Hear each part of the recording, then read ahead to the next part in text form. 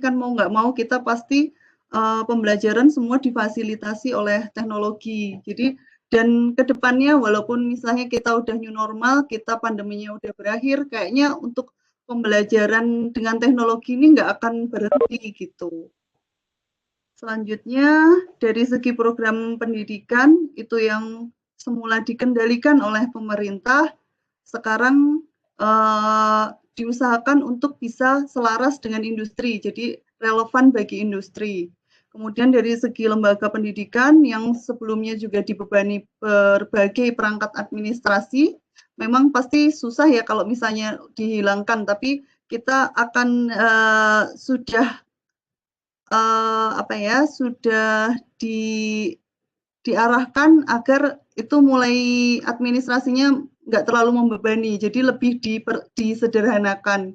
Dan di sini Bapak dan Ibu lebih bebas untuk berinovasi. Contohnya sekarang kan ada kebijakan dari Pak Menteri untuk RPP kan nggak perlu terlalu panjang. Ada yang satu format halaman, walaupun memang untuk format RPP ini kebijakan masing-masing sekolah mau menerapkan format yang mana ya Bapak dan Ibu. Kemudian ekosistem pendidikannya yang semula dikendalikan oleh pemerintah, sekarang ekosistemnya sudah diwarnai oleh otonomi dan partisipasi aktif dari semua stakeholder. Nah, bisa kita lihat di sini perbedaan pembelajaran dari sebelum pandemi dan saat pandemi, dari ruang belajarnya yang semula tatap muka, pada saat tatap muka dengan gurunya, kemudian bersama dengan teman-temannya, siswa bisa ketemu sama teman-temannya. Sekarang siswa harus belajar di rumah. Saya rasa di sini Bapak dan Ibu sudah mempraktekkan dan mengalami hal tersebut ya. Kemudian tanggung jawab pembelajaran juga yang semula tanggung jawab pembelajaran ini Bapak dan Ibu mendidik semua siswanya dan tanggung jawab pembelajaran yang semula ada di guru saja pada saat pandemi itu tanggung jawab pembelajarannya juga lebih besar ke orang tua ya Bapak dan Ibu untuk pembimbingan peserta didik dan siswanya. Kemudian metode penyampaian materi yang semula tatap muka di kelas, materinya sama semua untuk semua siswa, tapi pada saat pandemi siswa dimungkinkan untuk memilih materi apa yang mau dia pelajari. Nah, orientasi pembelajaran juga sebelum pandemi itu hanya menggunakan apa namanya kayak textbook, handout atau buku saja. Ketika pandemi sudah memanfaatkan teknologi. Kemudian peran teknologinya juga dalam pembelajaran sebelum pandemi ini perannya nggak terlalu besar ya Bapak dan Ibu, minim. Tapi untuk ini kebetulan kalau untuk guru RPL pasti ya sangat besar perannya tetepan. Kemudian saat pandemi juga lebih besar lagi, lebih dominan penggunaan teknologinya. Dan dari segi evaluasi pembelajaran yang sebelum pandemi ini hanya dominannya bersifat kuantitatif ya, pada saat pandemi lebih bersifat kualitatif. Nih, contohnya tadi kalau kita ringkas, ruang belajarnya yang sebelum COVID ini publik, kelasnya di sekolah, kemudian pada era new normal ini di rumah, kemudian tanggung jawab pembelajarannya yang sebelumnya mutlak. Bapak dan Ibu guru saja pada era new normal ini sebenarnya partisipasi orang tua sangat diperlukan. Kemudian metode penyampaiannya yang sebelumnya satu layanan untuk semua, tadi yang siswa itu belajarnya sama semua, tapi pada saat new normal siswa itu memungkinkan untuk mempelajari hal-hal yang memang paling mereka butuhkan saja. Jadi mereka bisa memilih mana yang akan mereka pelajari. Kemudian untuk orientasi pembelajaran yang sebelumnya ke konten saja udah ke kompetensi. Peran teknologinya yang tadinya cuma minim, ketika new normal itu jadi sangat dominan atau juga bisa jadi pendukung. Kemudian evaluasi pembelajarannya, nah ini hanya fokus pada tes tertulis di akhir tahun saja, namun pada era new normal ini lebih bersifat formatif, kemudian berbasis proyek. Nah, di sini ada SE Kemendikbud nomor 4 tahun 2020. Di sini menjelaskan ketentuan proses belajar dari rumah, di mana belajar dari rumah ini dilaksanakan untuk memberikan pengalaman belajar yang bermakna bagi siswa ya Bapak dan Ibu, tanpa terbebani tuntutan menuntaskan seluruh capaian kurikulum untuk kenaikan kelas maupun kelulusan. Jadi apa ya, pembelajaran daringnya itu kan kalau yang zaman dahulu tuh harus tuntas ya Bapak dan Ibu seluruh KD-nya. Sekarang lebih difokuskan untuk memberikan pengalaman belajar yang bermakna itu bagi siswa. Kemudian di sini belajar dari rumah dapat difokuskan pada pendidikan kecakapan hidup. Nah, di sini Bapak dan Ibu yang bisa untuk memilih mana kira-kira yang lebih KD mana atau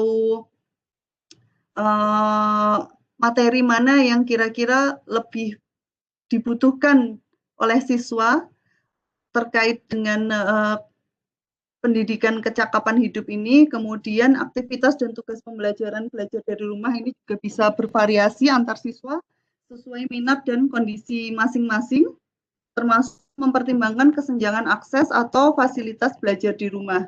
Jadi, Bapak dan Ibu di sini bisa membuat inovasi-inovasi ya maksudnya untuk menyelesaikan kan pembelajaran daringan pasti banyak masalah ya. Di sini Bapak dan Ibu bisa bebas untuk melakukan inovasi bagaimana cara untuk pemecahan masalahnya. Kemudian bukti atau produk aktivitas belajar dari rumah diberi umpan balik yang bersifat kualitatif. Nah ini, dan berguna dari guru tanpa harus memberikan skor atau nilai kuantitatifnya. Jadi misalnya kan yang sebelumnya itu kan penilaian berdasarkan secara kuantitatif nih, cuma berdasarkan hasil ujian atau nilai skor. Di sini Bapak dan Ibu diharapkan untuk memberikan penilaian yang lebih kualitatif nih, misalnya lebih apa ya, sikap peserta didik, kemudian misalnya berbasis proyek itu nanti Bapak dan Ibu bisa menilai dari segi time manajemennya juga, seperti itu. Kemudian selanjutnya ini ada khusus untuk daerah yang sudah terdampak COVID-19 berlaku ketentuan sebagai berikut, yaitu dilakukan pembelajaran secara daring dari rumah bagi siswa dan mahasiswa. Dan yang terakhir, pegawai, guru, dan dosen melakukan aktivitas bekerja, mengajar, atau membeli kuliah dari rumah melalui video conference, digital documents, dan sarana daring lainnya. Nah, sebagai informasi, berbagai lembaga penyedia telah bekerja sama dengan Kemendikbud menyediakan sarana pembelajaran daring secara gratis di mana tercantum pada lampiran. Jadi di sini udah ada portal-portal yang disiapkan Bapak dan Ibu oleh Kemendikbud yang bisa diakses oleh Bapak dan Ibu dan peserta didik secara gratis. Nah, tapi tentu saja untuk pembelajaran daring ini banyak sekali ya Bapak dan Ibu kendalanya. Selain apa ya namanya, selain ini tuh sebagai penyelesaian masalah pembelajaran ketika pandemi, namun tentu saja kendalanya sangat banyak. Di antaranya itu contohnya akses TIK dari rumah itu kan bermacam-macam. Ada yang aksesnya bagus, ada yang nggak bagus sehingga nggak bisa ngikutin pembelajaran. Kemudian yang sangat ramai sekarang kesenjangan kemampuan orang tua dalam mendukung pembelajaran karena kan orang tuanya banyak yang sibuk juga. Kemudian ada kesenjangan kompetensi guru dalam memanfaatkan TIK dan yang keempat kekurangan akses internet. Jadi tentu saja pembelajaran full daring ini itu banyak sekali kendalanya ya Bapak dan Ibu. Namun perlu dipahami pada saat pandemi ini memang ya pembelajaran daring ini satu-satunya alternatif yang terbaik yang bisa kita jalankan karena kita kan juga harus mengutamakan kesehatan juga ya Bapak dan Ibu. Kemudian, nah ini ada beberapa karakteristik belajar siswa yang bervariasi. Saya rasa Bapak dan Ibu sudah sering mendengar ini. Di sini teorinya disampaikan oleh David Cobb terkait membangun suatu kategorisasi gaya belajar setiap peserta didik melalui kuesioner penilaian diri. Nah, ini ada 4 mode belajar. Yang pertama berdasarkan pengalaman konkret, kemudian pengamatan reflektif atau menonton, konseptualisasi abstrak atau berpikir, dan yang keempat eksperimen aktif. Jadi ada gaya belajar atau learning style untuk beberapa peserta didik itu beda-beda ya Bapak dan Ibu. Ada yang pertama itu gaya belajarnya verbal, di mana kata-kata itu menjadi sebuah poin penting, di mana peserta didik itu lebih suka ketika pembelajaran itu disampaikan dengan kata-kata dan dalam tulisan. Tapi ada juga yang peserta didik yang dia lebih suka visual, jadi dia lebih cenderung bisa memahami pembelajaran ketika ada contoh-contoh gambar, diagram, kemudian contoh-contoh pengetahuan terkait spasial yang diajarkan untuk membantu si peserta didik tersebut dalam menangkap materi. Kemudian ada juga gaya belajar di mana peserta didik ini cenderung ketika dia belajar itu ada musik atau ada ritme, jadi dia sambil dengerin musik gitu ketika belajar. Tapi ada juga tipe yang ketika dia dengerin musik malah dia nggak bisa konsen, jadi beda-beda ya Bapak dan Ibu. Kemudian ada jenis learning style physical atau kinestetik, di mana peserta didik tersebut lebih cepat paham kalau misalnya penyampaian materi ini menggunakan apa ya, sentuhan gerakan atau body language atau apa ya, contoh gerakan lah kira-kira yang akan membuat dia itu lebih paham terhadap suatu materi, lebih cepat paham. Kemudian ada juga yang gaya belajarnya itu logis banget, jadi dia baru bisa paham kalau misalnya dikasih tahu, kita tuh harus belajar ini fungsinya nanti supaya begini. Jadi ada logiknya gitu, kenapa harus mempelajari ini, kenapa ini bisa begini gitu. Kemudian ada gaya belajar sosial juga, di mana siswanya itu lebih suka untuk mempelajari hal baru ketika dia menjadi sebuah bagian dari suatu grup atau ketika dia belajar secara diskusi. Nah, ketika diskusi itu dia lebih mudah untuk menangkap materi-materi yang diberikan oleh Bapak dan Ibu. Kemudian ada juga yang tipe belajarnya atau gaya belajarnya itu solitary, yaitu dia tuh lebih suka kerjanya sendiri. Kadang-kadang dalam dunia kerja kan juga ada yang kayak gitu ya Bapak dan Ibu, ada yang suka dia kerja kelompok, tapi ada yang kecenderungannya lebih suka dia kerja sendiri karena dia merasa lebih cepat nyelesain kerjaan kalau sendiri, itu ada juga. Kemudian ada juga yang terakhir tuh kombinasi. Jadi nggak cenderung ke satu gaya pembelajaran, tapi dia bisa mempelajari dengan beberapa kombinasi dari gaya belajar.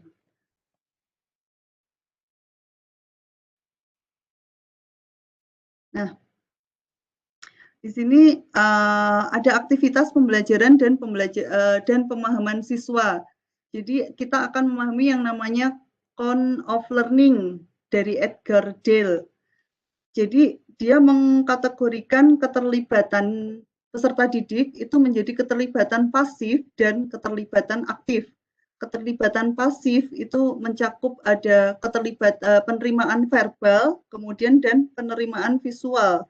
Sedangkan keterlibatan aktif itu di mana dia menerima informasi atau ikut berpartisipasi dan praktek terhadap praktek pada suatu materi tersebut. Dan berdasarkan hasil riset yang dilakukan oleh Edgar Dale ini, itu 10% dari yang dibaca oleh peserta didik itu masih tetap bisa diingat setelah 2 minggu. Tapi 20% dari apa yang didengar peserta didik itu bisa diingat setelah 2 minggu. Kemudian si peserta didik ini ketika dia melihat gambar, dia bisa mengingat atau memahami 30% dari seluruh informasi setelah 2 minggu. Dan peserta didik cenderung juga untuk lebih bisa menangkap informasi sebesar 50% ketika dia mendengar dan melihat ya Bapak dan Ibu. Jadi di sini contohnya di ikonnya ini mendengar dan melihat ini contohnya lihat film, watching movie, kemudian lihat ke pameran, kemudian lihat demonstrasi bagaimana suatu pekerjaan dilakukan, dan yang terakhir itu melihat praktek gimana suatu pekerjaan itu diselesaikan dalam satu lokasi. Jadi intinya semakin aktif keterlibatannya, itu kemampuan peserta didik dalam memahami materi tersebut semakin tinggi. Dan di sini ini ada 70% berdasarkan riset 70% dari apa yang peserta didik itu katakan atau dipraktekkan. Jadi di sini contohnya adalah ketika dia berpartisipasi dalam sebuah diskusi atau bahkan ketika dia melakukan presentasi, itu dia pasti rata-rata sekitar 70% dari informasi yang dia sampaikan itu bisa diingat. Kemudian ketika dia praktek langsung, misalnya di sini doing dramatic presentation, jadi presentasi yang benar-benar dramatis atau sudah dirancang dengan baik, kemudian bahkan melakukan simulasi secara langsung, itu dia cenderung bisa memahami, menangkap informasinya sebesar 90%. Nah, di sini makanya Bapak dan Ibu di sini mengajar di SMK, jadi pasti sudah sangat paham ya kalau misalnya peserta didik tersebut melakukan praktek, apa ya, maka informasinya akan lebih bisa diingat oleh peserta didik. Nah, ini prinsip-prinsip pemanfaatan TIK dalam pembelajaran. Nah, ini ada semacam prinsip-prinsip yang bisa Bapak dan Ibu jadikan tips juga ketika Bapak dan Ibu mengerjakan tugas terkait pemanfaatan TIK dalam pembelajaran atau ketika menyusun media pembelajaran. Yang pertama, Bapak dan Ibu bisa mengaitkan konteks dengan dunia nyatanya. Jadi dikasih alasan kenapa sih misalnya dia harus belajar database foundation gitu. Kalau misalnya kenapa dia nggak harus belajar yang lain aja kayak gitu. Jadi bisa dikaitkan dengan misalnya cerita-cerita pengalaman terkait ada tokoh-tokoh nih misalnya yang dia jago di database kayak gitu. Jadi dikait-kaitkan aja dengan manfaatnya dalam dunia nyata, kira-kira seperti itu. Kemudian yang kedua, memberikan ilustrasi berbagai fenomena ilmu pengetahuan. Ini hampir sama ya sama yang pertama. Jadi dikasih ilustrasi-ilustrasi yang menarik ketika menjelaskan sebuah konsep. Jadi kalau misalnya saya bayangin kalau harus belajar coding, misalnya apa itu encapsulation atau apa ini polymorphism yang kayak kayak gitu. Saya basicnya multimedia ya Bapak dan Ibu, cuma saya sedikit sedikit belajar terkait apa namanya terkait RPL ini. Nah, jadi kalau pengalaman saya sendiri itu saya susah ketika langsung diajarin, oh ini tuh artinya apa, ini istilah ini artinya apa. Tetapi ketika digambarkan dengan sebuah ilustrasi, misalnya pakai ilustrasi kelas itu nih contohnya misalnya animal atau kemudian diturunkan lagi jadi subkelas apa, itu saya lebih lebih cepat pahamnya daripada ketika dijelaskan secara teks, apa itu kelas, apa ini uh, apa encapsulation yang kayak kayak gitu. Kemudian selanjutnya melakukan eksplorasi jika maka. Nah, jadi nggak selalu diajarkan yang benar ya Bapak dan Ibu, bisa membuat eksplorasi-eksplorasi atau percobaan. Kalau misalnya, khususnya kalau misalnya di RPL nih, misalnya kita ketik ini kenapa kok codingnya nggak jalan gitu. Ternyata ini kurang koma atau kurang apa biasanya tuh yang sering tuh kurang tutup kurung kayak kayak gitu. Jadi di dicoba-coba aja kira-kira nggak selalu dikasih tahu yang benar. Jadi ketika siswa menghadapi sebuah masalah dia kayak udah mengantisipasi terlebih dahulu. Selanjutnya akuisisi pengetahuan baru dan teknologi terkini. Kemudian jadi intinya ini harus selalu update ya Bapak dan Ibu bisa ngasih contoh-contoh nanti pemanfaatannya dalam teknologi yang paling baru gitu. Kemudian dukungan pembelajaran yang tanpa henti pada individu ini pasti ya Bapak dan Ibu. Di sini pasti sudah bekerja sangat keras dalam memberikan pembelajaran untuk peserta didik Bapak dan Ibu sekalian.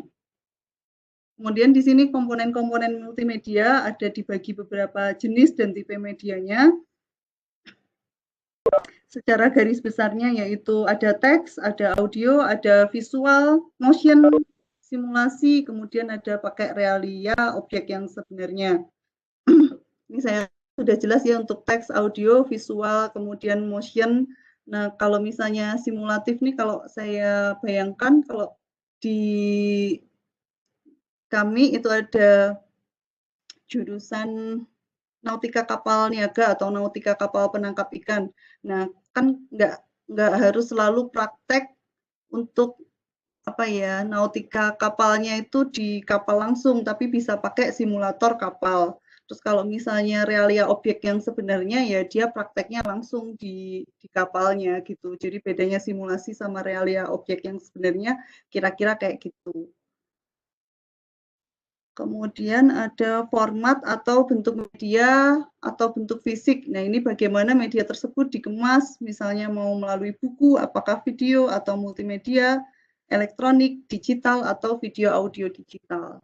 Kemudian yang terakhir, cara media tersebut disampaikan. Bisa melalui saluran komunikasi, itu langsung tatap muka, sinkronus, kemudian atau melalui internet atau web menjadi digital, media digital, atau biasanya disebut asinkronus ya Bapak dan Ibu.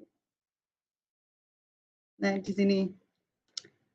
Jadi pola pemanfaatan media pembelajaran ini atau delivery sistemnya, bagaimana media itu disampaikan, itu ada dua. Pertama ada synchronous learning melalui tatap muka dan tatap maya, di mana di sini peserta didik atau peserta didik dan Bapak Ibu guru atau audiens dan pematerinya nih misalnya bisa melakukan pembelajaran secara real time, waktu yang sama. Di sini contohnya tatap mukanya, baik tatap muka di kelas ataupun kayak kita nih synchronous learning ya Bapak dan Ibu yang tatap maya. Jadi kalau di tatap muka kan contohnya ada diskusi, demonstrasi, praktek, dan seterusnya. Kalau misalnya tatap maya atau tatap muka virtual, biasanya kita sebut ini ada conference, audio, video via web, Webex atau Zoom, dan lain sebagainya. Kemudian kalau asynchronous learning ini secara personal medianya ada audio, video, animasi, simulasi AR sama VR. Kemudian untuk kolaborasi interpersonalnya bisa melalui Milis, Blog atau LMS ya Bapak dan Ibu. Nah, di sini untuk optimalisasi pemanfaatan pada model pembelajaran inovatif, ini ada 6 model pembelajaran yang bisa Bapak dan Ibu terapkan. Yang pertama itu ada flip classroom. Flip classroom itu kan peserta didiknya dia dikasih materi terlebih dahulu untuk dipelajari di rumah. Kemudian ketika tatap muka, bisa baik melalui tatap muka langsung atau tatap muka virtual, itu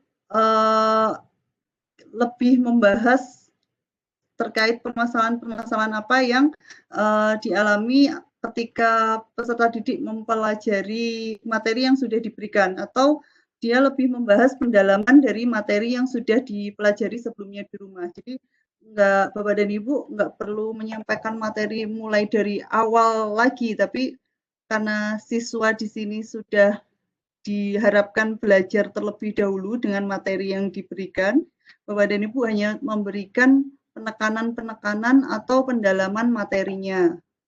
Kemudian yang kedua itu blended learning.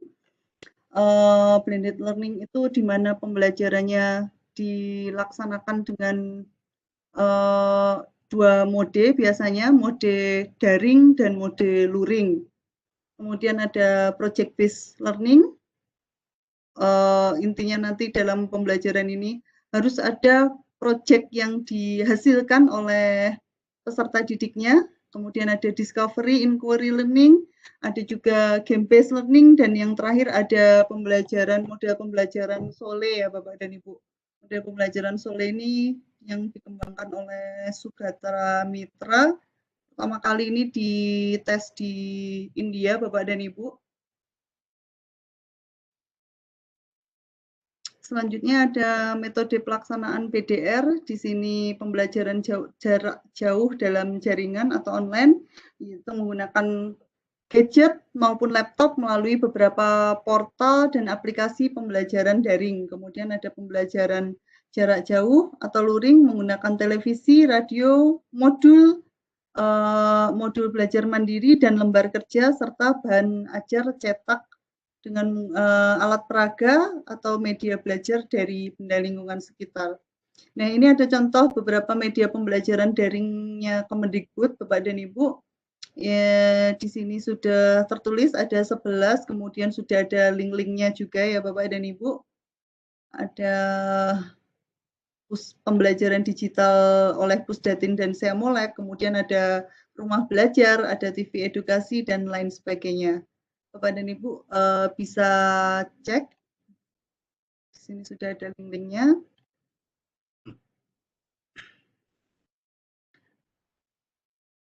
Nah, ini untuk peran pendidik sendiri, proses pembelajaran luring ini dapat dilaksanakan dengan penggunaan media buku, modul, atau bahan ajar dari lingkungan sekitar.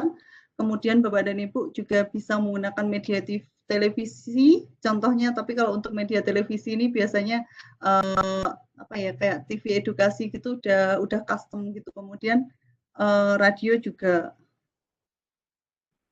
Nah, di sini ada quotes Bapak dan Ibu dari Bill Gates. Jadi intinya dia menyampaikan bahwa teknologi itu mau secanggih apapun dia tetaplah hanya alat. In terms of getting the kids working together and motivating them, the teacher is the most important. Jadi ketika siswa itu harus bekerja bersama-sama, gimana supaya cara memotivasi siswa itu peran guru itu yang paling penting di situ. Kemudian ada juga di sini quotes, the quality of an education system cannot exceed the quality of its teacher. Jadi mau kualitas edukasi, sistem edukasinya itu sebagus apapun, tapi nggak akan pernah bisa melampaui dari kualitas gurunya sendiri. Jadi mau kualitasnya tuh sebagus apapun, kalau misalnya gurunya belum siap, ya nggak akan bisa jalan juga gitu. Kemudian untuk standar kompetensi di sini ya Bapak dan Ibu, standar kompetensi guru mata pelajaran dibagi ada kompetensi pedagogik, profesional, kemudian kompetensi guru mapel. Ini saya Bapak dan Ibu sudah sangat paham, saya rasa juga peran guru dalam pembelajaran modern. Jadi lebih diharapkan untuk lebih bisa mengenali siswanya, paham modifikasi kontennya, kemudian bisa mendesain pembelajaran yang kontekstual tadi ya Bapak dan Ibu. Jadi lebih diberikan penjelasan ketika kita memahami mempelajari ini itu fungsinya nanti untuk kehidupan nyata apa gitu.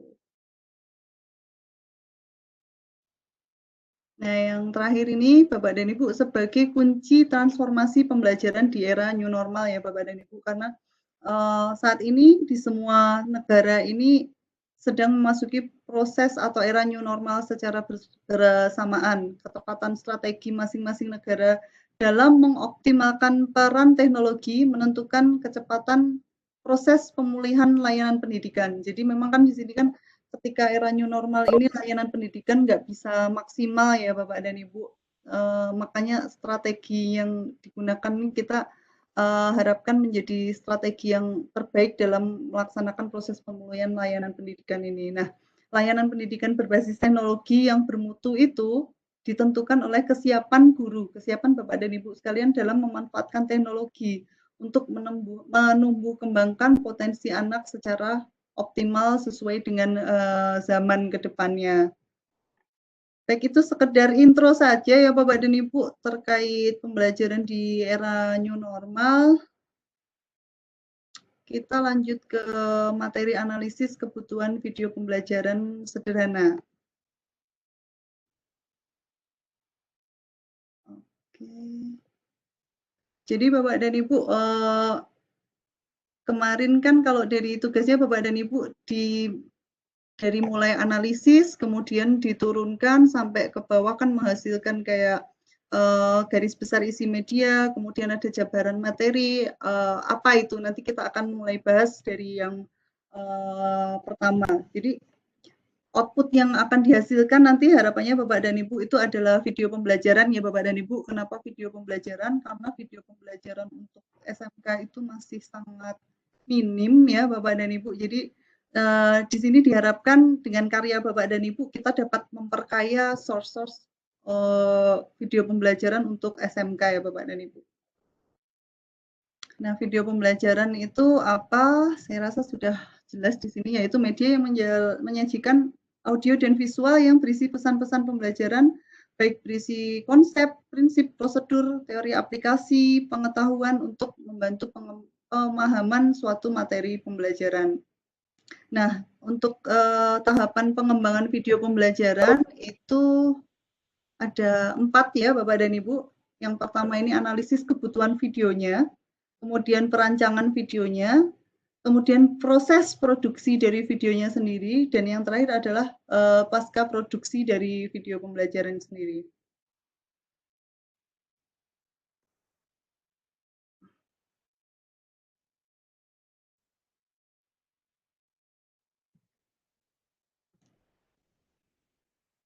Nah, karakteristik video pembelajaran itu yang pertama pesannya itu harus jelas, pesan dan tujuannya itu harus jelas. Kemudian yang kedua itu user friendly, jadi bahasa yang digunakan itu lebih sederhana, kemudian pilihan aksesnya juga lebih mudah. Selanjutnya itu visualisasi dengan media ya Bapak dan Ibu.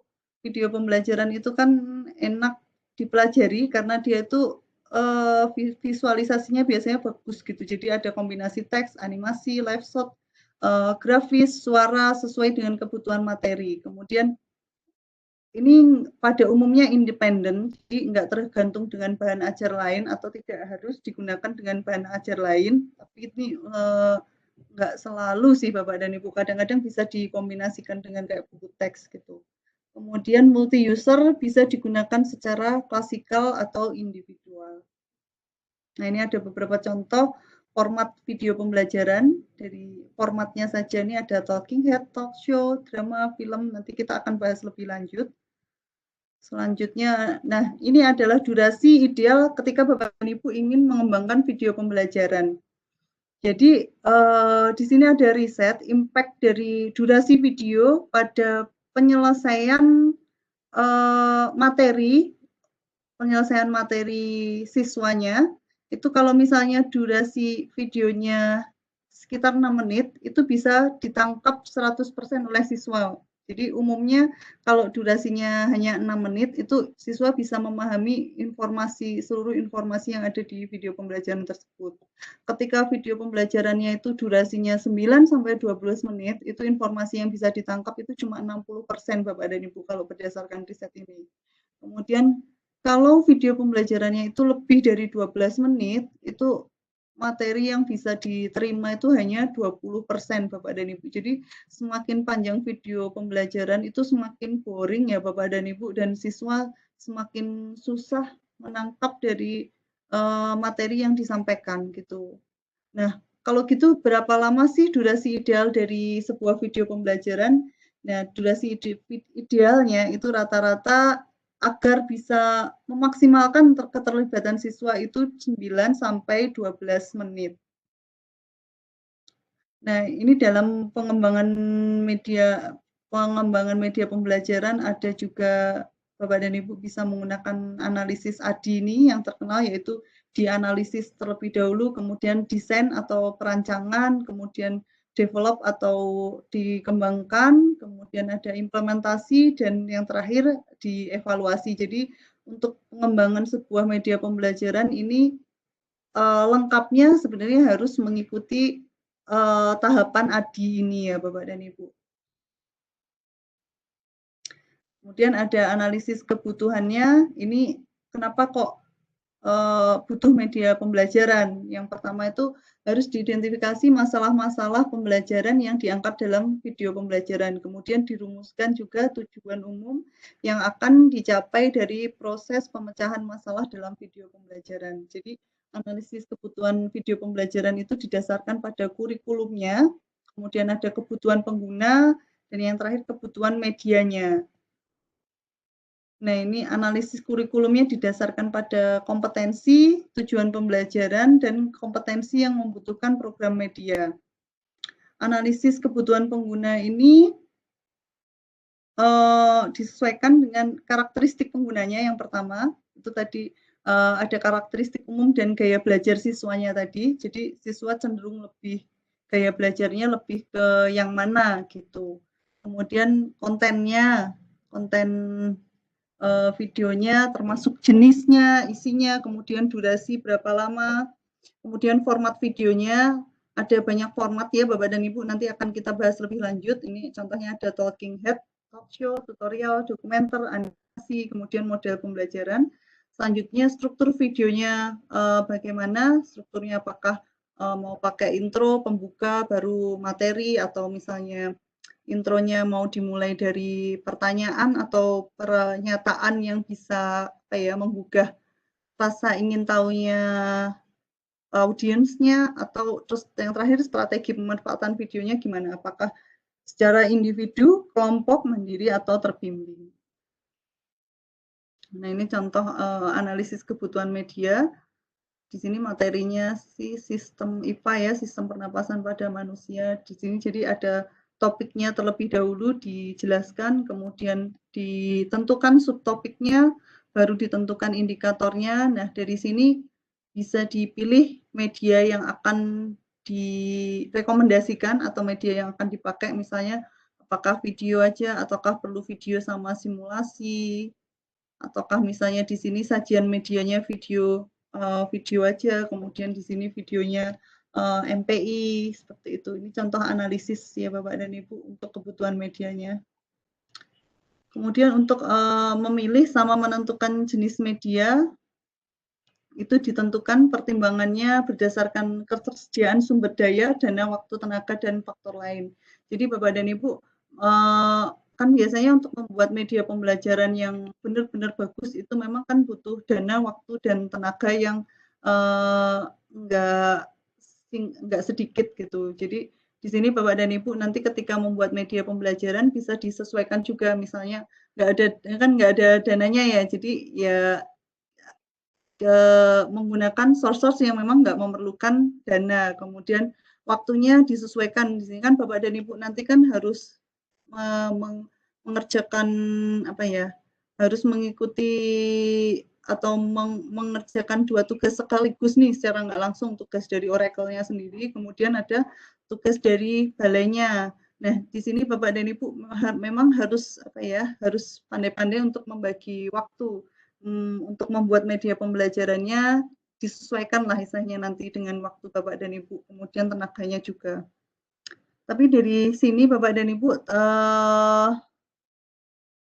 didasarkan dengan ragam pengetahuan untuk terkait fakta, konsep, prinsip, dan prosedurnya, itu ragam media video ya Bapak dan Ibu yang memang paling sesuai atau paling bisa menjelaskan dari keempat ragam ini. Gitu, makanya kita pilihnya video. Nah, video ini nanti diharapkan sebagai learning object ya Bapak dan Ibu, yaitu entitas digital atau non-digital yang dapat digunakan nanti untuk belajar, pendidikan, atau pelatihan. Nah, ada objektif, tujuannya, kemudian konten. Jadi setelah Bapak dan Ibu bikin nanti menentukan nih video pembelajaran apa, nanti tujuannya harus dijelaskan, kemudian konten materinya apa aja, kemudian nanti apakah perlu latihan atau enggak. Ini contoh analisis learning object-nya untuk kurikulum SMP, mirip kayak peta konsep ya Bapak dan Ibu sebenarnya. Jadi diturunkan misalnya dari kurikulum SMP, kemudian jenjang-jenjangnya di sini kalau dalam konteks SMK ya kurikulum SMK, kemudian jenjangnya apa, mata pelajarannya fokus kemana. Ini hanya contoh kayak apa ya, peta konsepnya saja. Ini juga di sini saya rasa Bapak dan Ibu sudah sangat familiar ya untuk apa ya, peta konsep materi yang ada di mapel Bapak dan Ibu sekalian. Ini tadi sama semua ya Bapak dan Ibu, cuma apa ya, cuma formatnya aja yang beda-beda. Ini peta konsepnya dijelasin misalnya dari materi peluang, diturunkan kaidah pencacahan, kemudian diturunkan lagi penyusunan tempat, PGR. Nah, Bapak dan Ibu mungkin untuk bisa apa ya, supaya bisa menentukan mana sih materi yang perlu dibuat video pembelajarannya atau mana materi yang paling cocok untuk dibikin video pembelajarannya, bisa dibuat juga peta konsep seperti ini Bapak dan Ibu. Jadi diturunkan hingga sub sekecil-kecilnya dan nanti Bapak dan Ibu bisa diambil nih dari materi yang paling susah untuk dijelaskan secara lisan itu yang mana. Nah, itu mungkin bisa dibuat video pembelajarannya. Nah, aturan dalam pengembangan video pembelajaran ini untuk meningkatkan keterlibatan audiens, yang pertama tadi durasinya diharapkan Bapak dan Ibu nggak usah panjang-panjang, pendek aja. Nah, gimana kalau misalnya materi yang diterangkan itu sebenarnya panjang gitu? Apakah harus motong materinya? Enggak, karena kalau misalnya dipotong kan ada materi yang nggak tersampaikan juga Bapak dan Ibu bisa menyiasatinya kalau bikin video pembelajaran dengan dibikin kayak seri-serinya ya Bapak dan Ibu. Misalnya bagian pertama itu cuma menjelaskan terkait pengertiannya dulu, kemudian konsepnya kayak gitu. Kemudian gaya bahasa percakapan, Bapak dan Ibu bisa kembangkan atau bisa menggunakan gaya bahasa percakapan yang kira-kira paling menarik peserta didik Bapak dan Ibu sekalian. Kemudian Bapak dan Ibu juga ketika menyampaikan video pembelajaran, materi dalam video pembelajaran itu diharapkan bicara cepat dan antusias supaya yang nonton juga semangat. Kemudian kontennya Bapak dan Ibu tentukan yang di sini maksudnya saya banget itu yang paling bisa Bapak dan Ibu apa ya, paling bisa Bapak dan Ibu jelaskan dengan baik gitu. Kemudian yang terakhir disesuaikan juga dengan jenis informasi dan gaya belajar peserta didik Bapak dan Ibu sekalian.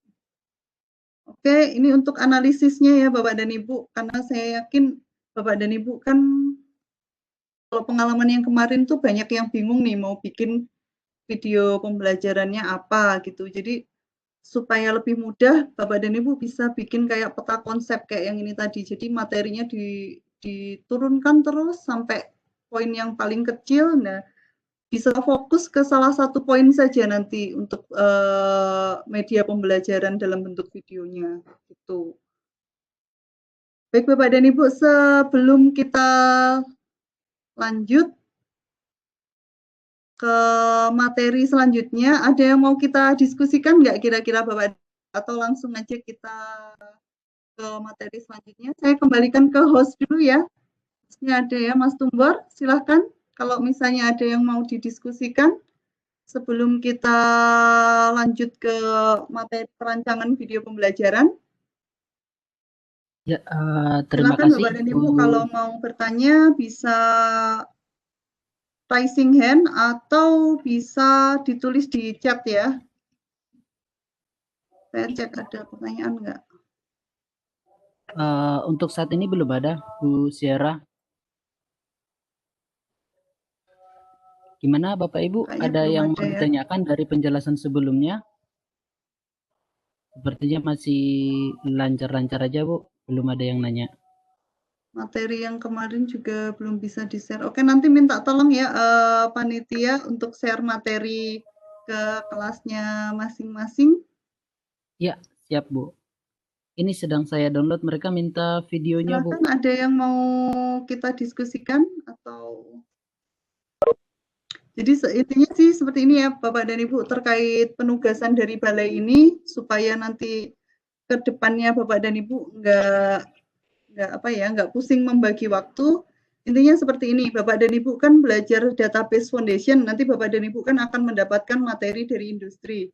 Nah, diharapkan setelah Bapak dan Ibu menguasai materi dari industri ini, biar nggak lupa, karena biasanya kalau misalnya kita ikut pelatihan nih, belajar satu materi selesai, itu kalau misalnya nggak dipraktekin atau nggak di di apa ya, diteruskan ke peserta didik, itu tuh pasti lupa. Gitu. Jadi diharapkan setelah Bapak dan Ibu mempelajari materi dari industri ini, dianalisis kesesuaian KD-nya dengan KD yang ada di sekolah Bapak dan Ibu. Nanti diambil materi yang bisa diselaraskan gitulah Bapak dan Ibu. Jadi dianalisis terlebih dahulu, kan sudah saya kurang tahu apakah formatnya sudah dibagikan atau belum. Kalau belum nanti akan kami bagikan. Jadi kan ada dalam format itu ada tujuh format yang Bapak dan Ibu harus lengkapi, mulai dari analisis, penyelarasan kurikulum sekolah dengan kurikulum industri, dari situ nanti materinya diturunkan lagi sampai menghasilkan media pembelajaran Bapak dan Ibu. Nah, media pembelajaran itu nanti Bapak dan Ibu, kan ada banyak Bapak dan Ibu nanti media pembelajaran bisa PowerPoint, ada handout, ada modul mandiri.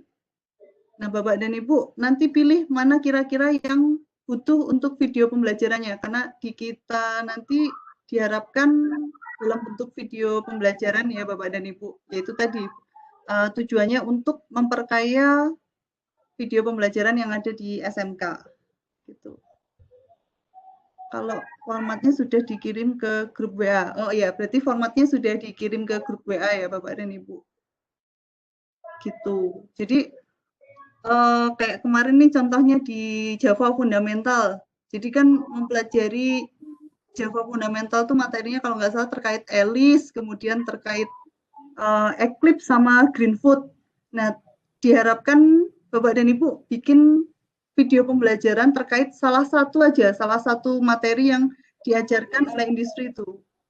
Apakah mau menjelaskan konsepnya saja, ataukah mau menjelaskan aplikasinya Alice saja, atau Greenfoot saja, atau pengenalan aplikasinya, itu nggak apa-apa Bapak dan Ibu. Jadi nggak harus semuanya, tapi Bapak dan Ibu analisis kira-kira nanti yang butuh video pembelajaran yang mana gitu. Oke, kalau nggak ada pertanyaan, saya izin lanjut ke materi selanjutnya ya, Bapak dan Ibu.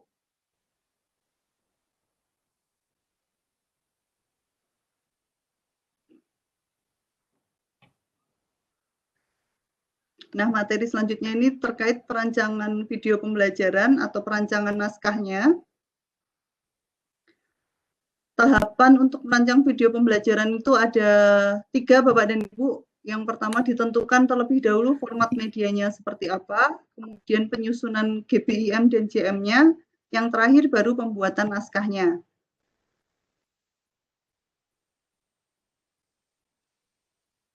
Nah, video pembelajaran ini format penyajian medianya ada 3 ya Bapak dan Ibu. Yang pertama itu live action, syuting atau perekaman gambar langsung melalui kamera. Kemudian bisa juga menggunakan visualisasi Bapak dan Ibu. Visualisasi ini contohnya menggunakan screen drawing atau menggambar langsung di layar. Kemudian ada screencast atau perekaman layar. Nah, kalau misalnya Bapak dan Ibu menjelaskan di guru RPL nih pasti sering sekali atau mayoritas banyak yang pakai screencast ya Bapak dan Ibu, karena kan kadang ada praktek coding secara langsung. Nah, itu Bapak dan Ibu bisa gunakan juga untuk format penyajian medianya dengan screencast ini. Kemudian ada animasi dan motion graphic.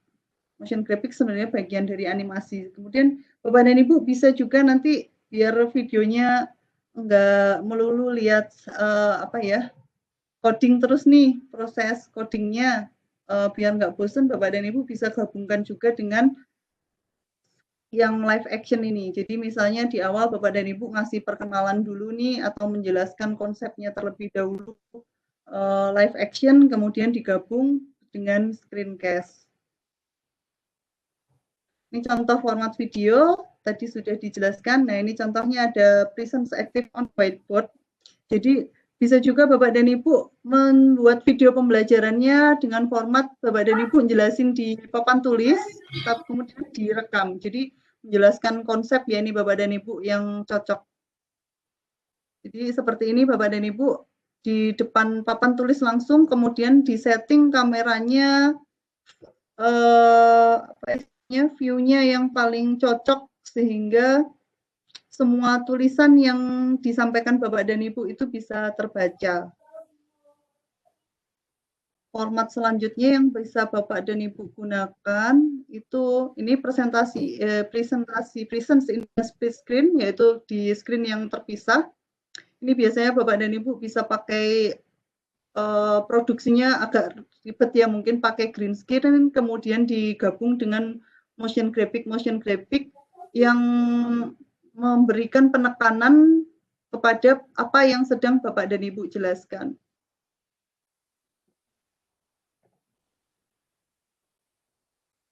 Nah, ini contohnya ya Bapak dan Ibu. Mungkin kalau Bapak dan Ibu mau menjelasin konsep database nih, ini kan daripada dijelaskan dengan cuma teks saja atau langsung ke coding, mungkin lebih bagus kalau dijelaskan kayak ini nih contohnya motion graphic. Ini dia videonya Kuiper ini, jadi dia jelasin, saya izin putar ya Bapak dan Ibu, jelasin konsep terkait gen atau DNA itu pakai format gabungan ya, ini pakai live action sama visualisasi. Suaranya nggak kedengaran ya, saya izin stop sharing dulu.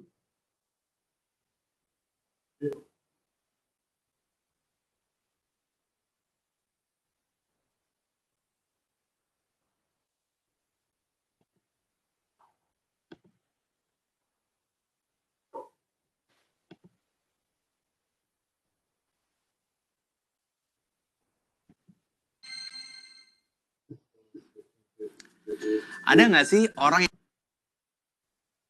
yang sama persis di dunia ini? Kedengaran ya Bapak suaranya? Kedengaran ya Mas Tumbor? Kedengaran Bu. Okay. Tapi masih loading Bu videonya. Oh masih loading ya? Ada ya Kuiperian? Iya Bu. Pasti setiap orang punya perbedaan. Entah itu bentuk wajahnya, warna rambutnya, warna kulitnya, atau sifat-sifat yang lainnya.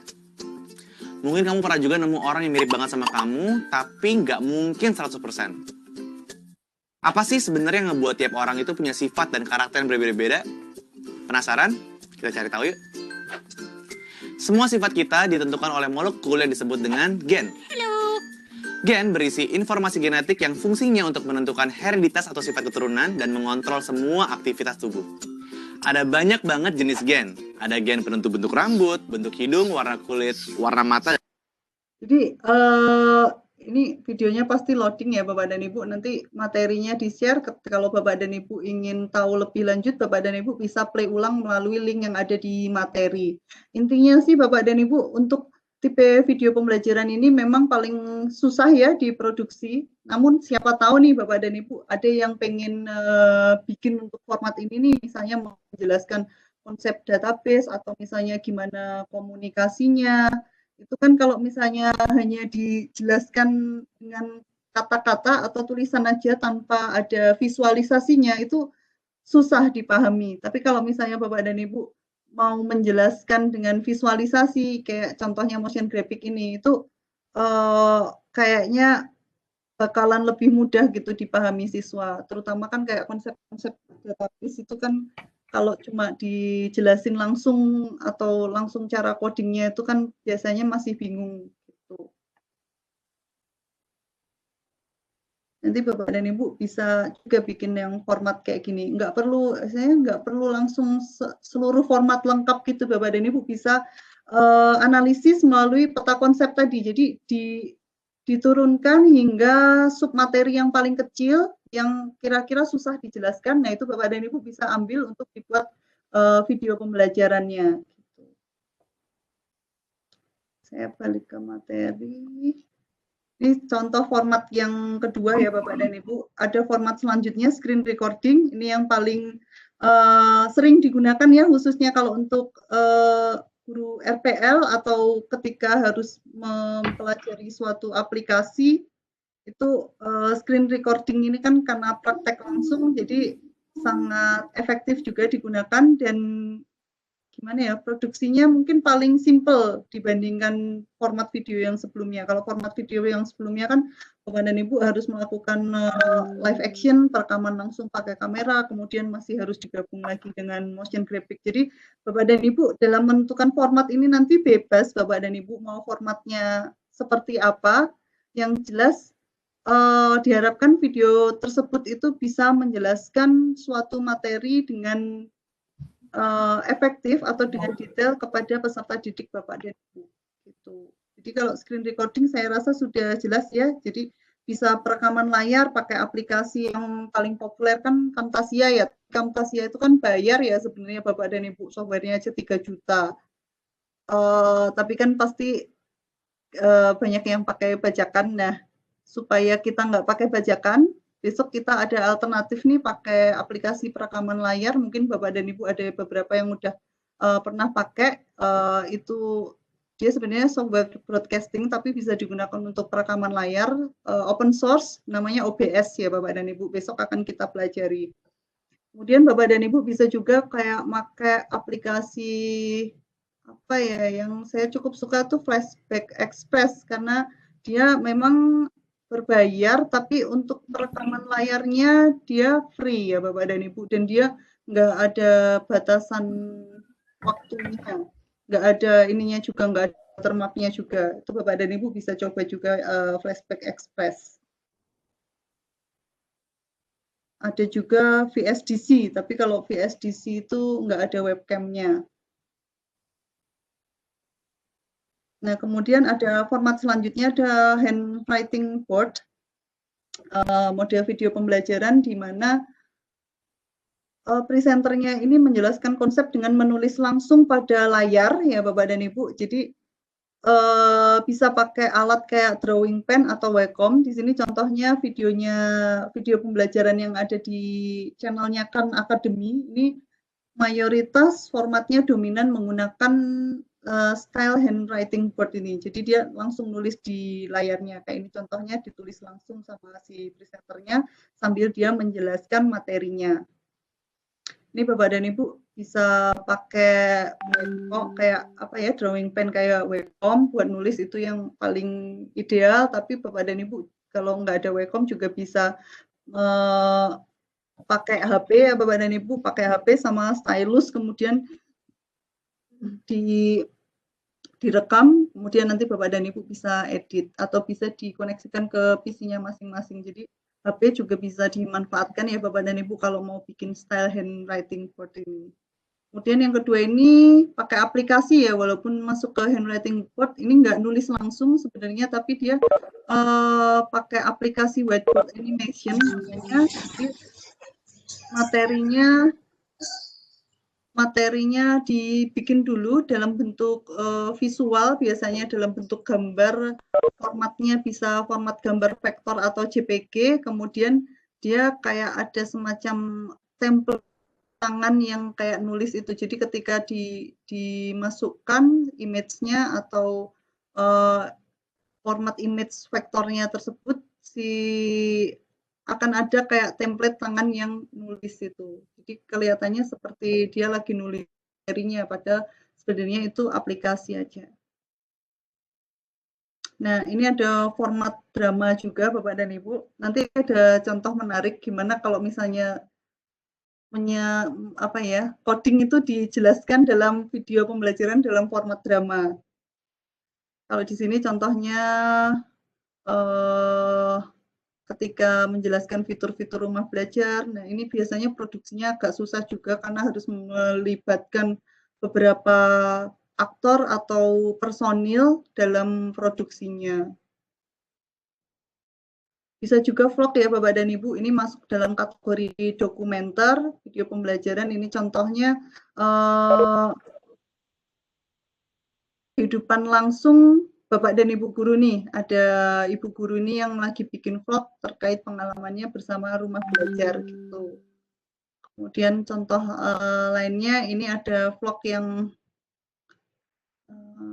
Sinyalnya jelek ya. Ada vlog yang cukup populer dari Kak Jerome ini. Dia cukup populer ya, vlog yang cukup populer di matematika. Jadi kalau saya lihat komen-komennya ini luar biasa ya Bapak dan Ibu. Jadi Kak Jerome ini menjelaskan matematika nggak kayak apa ya, jadi kayak suatu pengetahuan yang sangat keren gitu. Mungkin di zaman dulu kan banyak banget ya siswa yang susah ketika mempelajari matematika atau nggak suka sekali sama matematika, di mana dianggap matematika itu jadi momok. Tapi ketika dijelaskan dalam bentuk vlog di videonya Kak Jerome banyak sekali komentar-komentar di bawahnya itu yang jelasin, coba kalau matematika zaman dulu dijelasin kayak gini, pasti aku akan suka banget nih belajar matematika, pasti bakalan beneran sungguhan belajar matematika. Jadi efeknya cukup luar biasa ya Bapak dan Ibu, penyampaian gimana cara suatu materi itu disampaikan. Kemudian ada format animasi juga.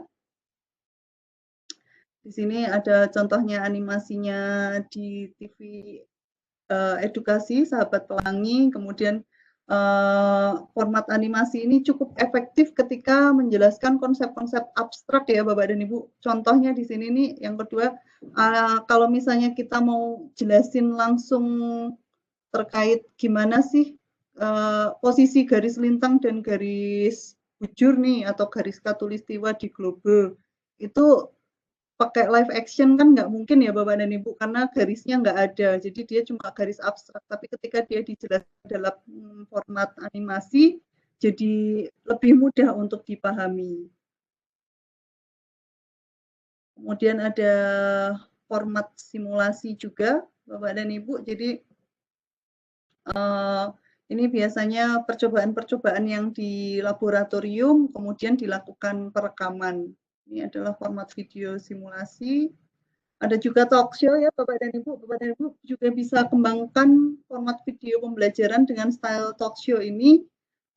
Contohnya di sini kan ngobrol publik nih, anak mau jadi YouTuber atau enggak. Ini biasanya talk show ini membahas terkait isu-isu atau masalah-masalah yang sedang populer gitu.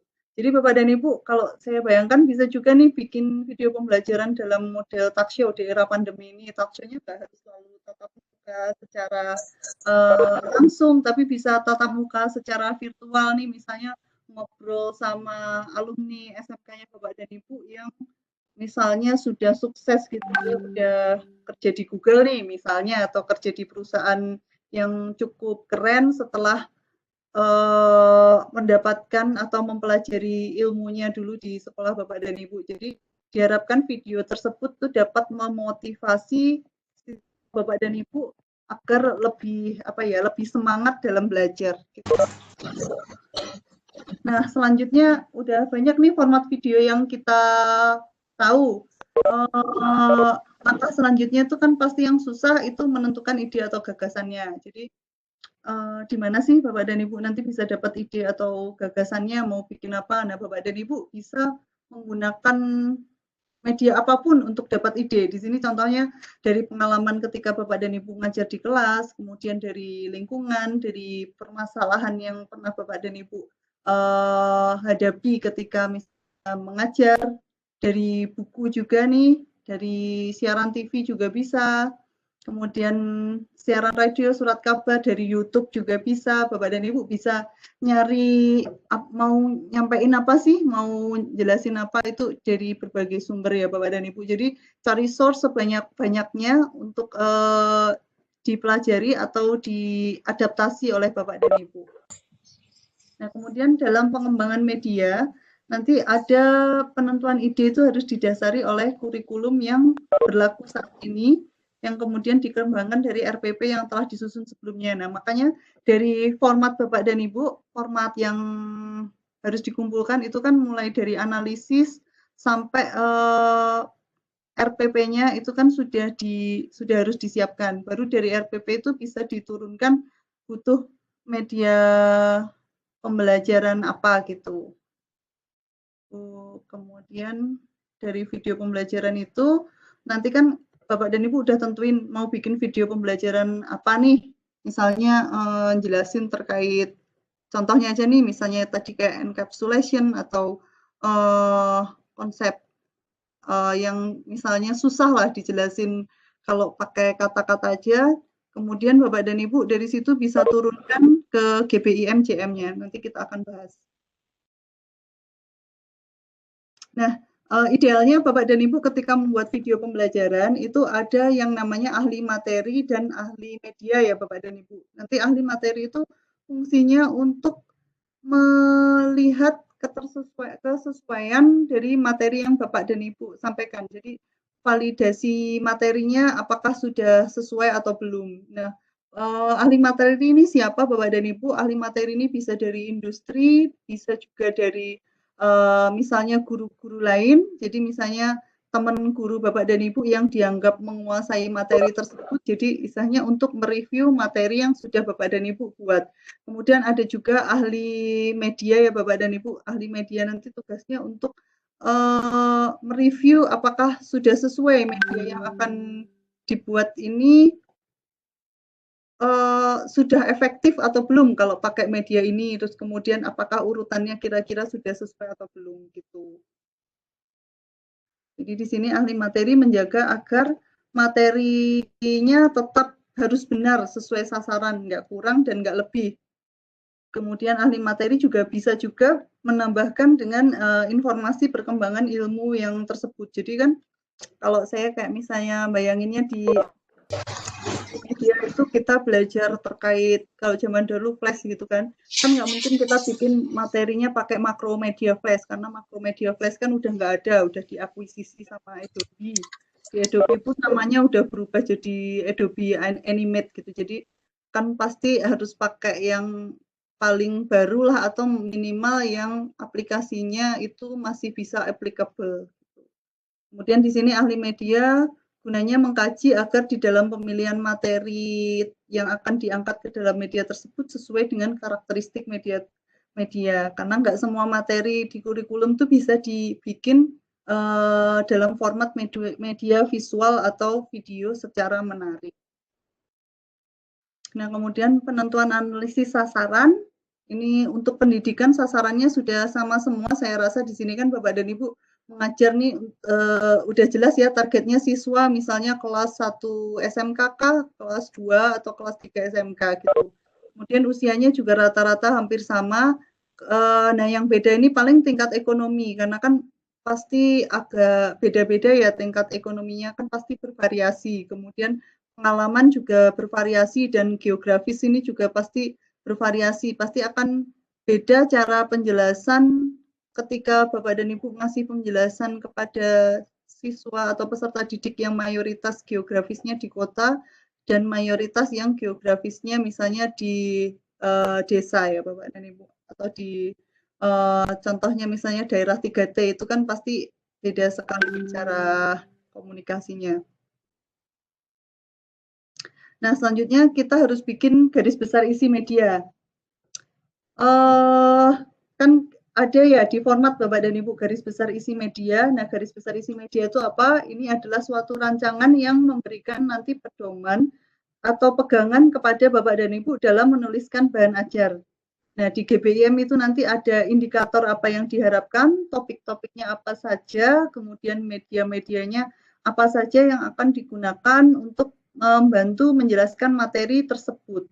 Nah, penyusunan GBIM ini sama untuk media pembelajaran dikaji oleh ahli materi dan ahli media. Ini idealnya ya Bapak dan Ibu. Jadi ahli materi tadi mengkaji kebenaran dan kecukupan materi, sedangkan ahli media ini mengkaji kemenikan materi tersebut untuk divideokan. Ini contoh garis besar isi media ini, konten isinya ada apa aja. Jadi ada analisis kompetensi KI atau KD. Bapak dan Ibu bisa mempertimbangkan materi esensial, krusial, dan menarik untuk divisualisasikan. Indikatornya, silahkan menentukan indikator pencapaian kompetensinya. Jadi IPK-nya ya Bapak dan Ibu tinggal dari KIKD-nya ditentukan aja indikatornya apa.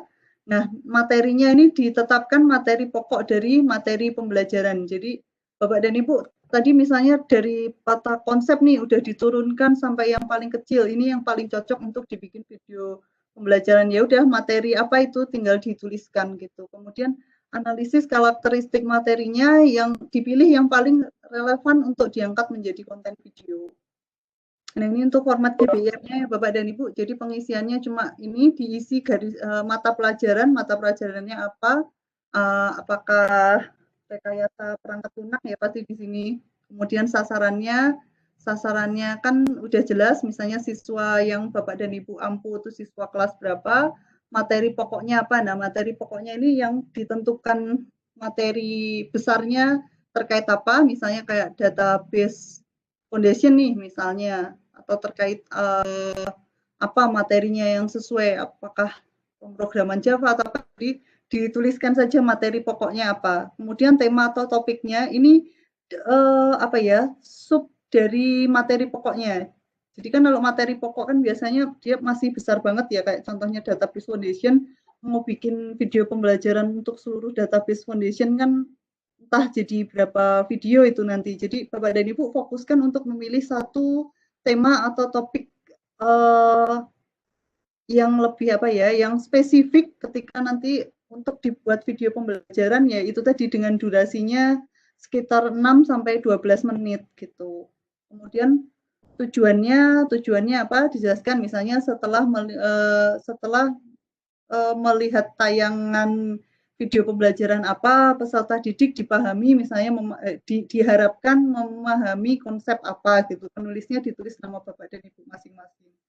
Jadi ini kolomnya Bapak dan Ibu cuma ditentukan IPK-nya, materi pokoknya, kemudian jangan lupa juga dituliskan sumber dan referensinya. Nanti Bapak dan Ibu pakai sumbernya apa? Apakah misalnya materi dari LMS-nya Oracle ini bisa dijadikan sumber juga.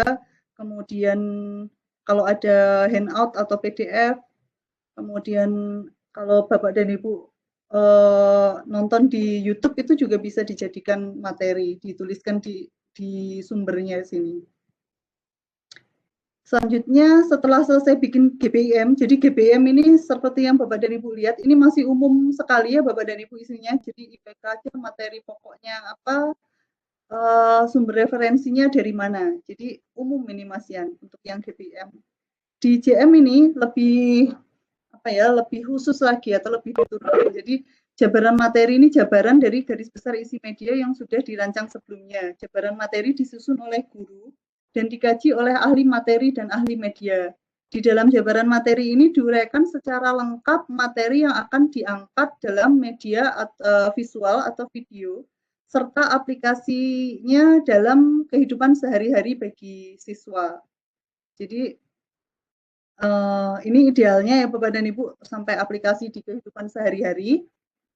Tapi intinya isinya jabaran materi ini beberapa item tinggal di-copy dari GBM, contohnya kayak indikator ini tinggal di-kopas saja dari GBM, kemudian materi pembelajarannya tinggal disesuaikan, diuraikan aja. Jadi kalau materi yang ketika dituliskan di GBM ini misalnya cuma dijelaskan secara umum saja, di jabaran materi ini materinya diuraikan sampai benar-benar detail ya Bapak dan Ibu.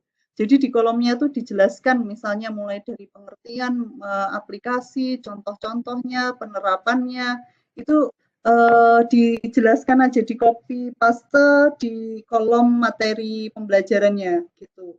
Kemudian untuk alur sajiannya itu dijelaskan urutan penyampaian kontennya sesuai dengan format video yang sudah ditentukan. Jadi nih contohnya Bapak dan Ibu milih format video perekaman layar nih.